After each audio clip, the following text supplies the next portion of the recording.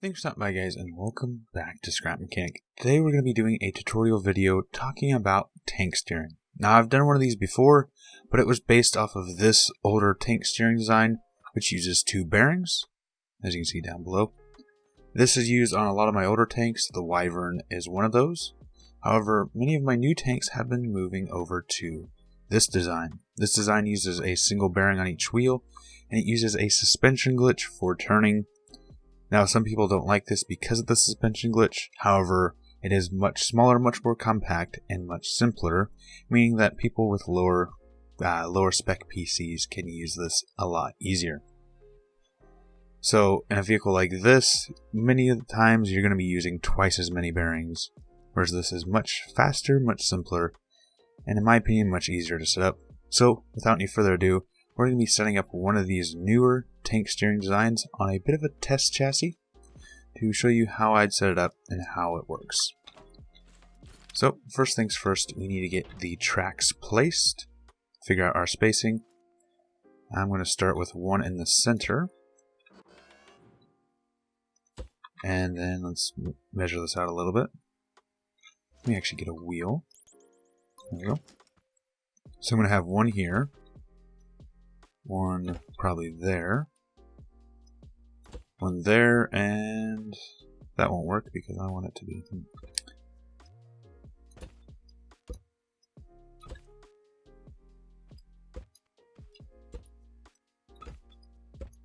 Now this part is the part where it comes up to what you want your tank to look like, and I think that's what I'm going to go with right there.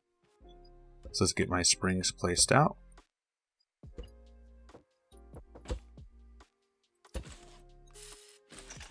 Let's get one here. And this front one isn't going to have a spring, but it is going to have a bearing. Let's mimic this on the other side.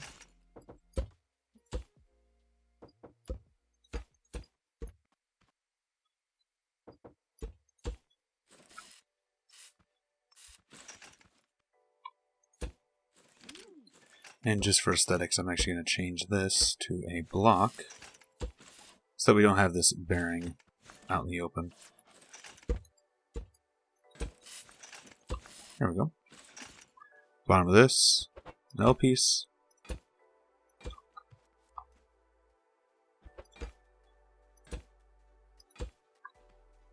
And then the bearing on these.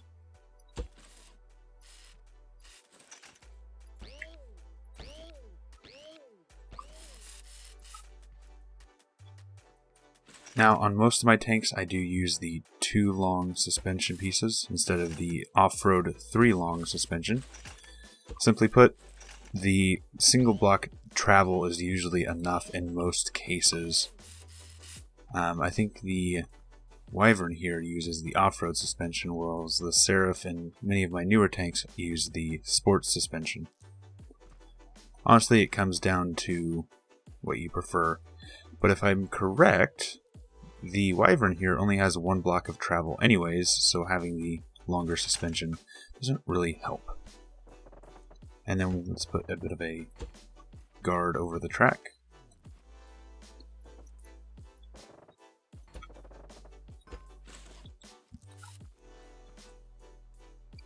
And there we go, we've got our wheels placed. Now, something I do want to note is this middle suspension piece. You will notice on this one, I am putting it on the inside. However, on the Seraph over here, the suspension is actually on the outside of the track. The reason for that is if I look underneath, the turret ring is actually right up against the wheel.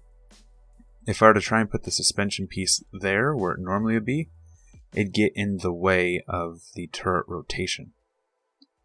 So for that reason, it is not there, because this piece, when it would swing around, would actually smack into the suspension. So, that is why the Seraph and some of my other tanks have the suspension on the outside.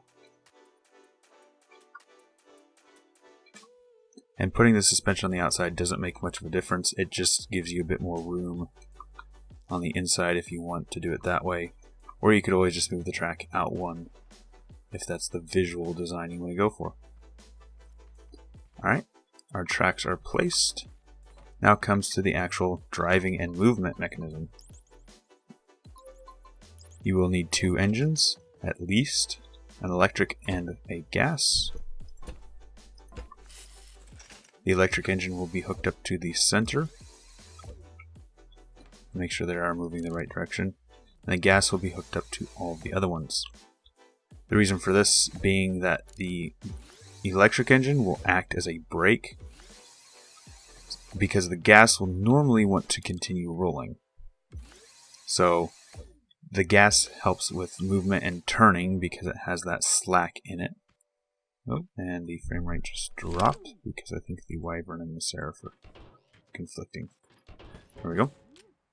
And this one I do need another gas engine because I have too many bearings. There we go. Another gas.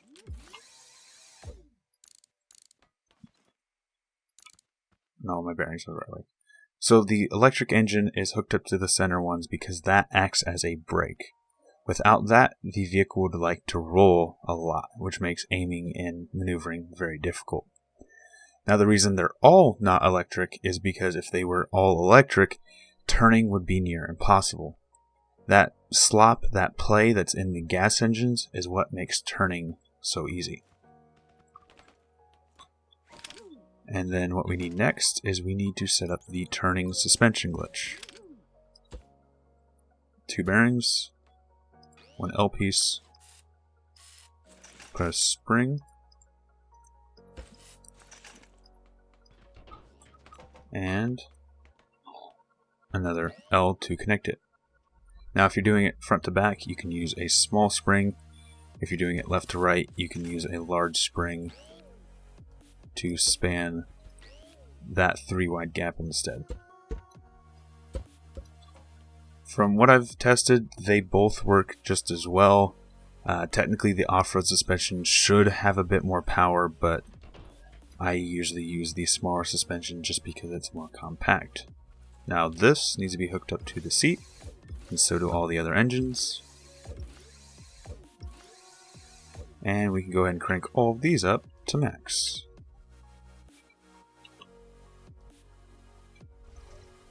And check our turning left, right. There we go. Driving forward.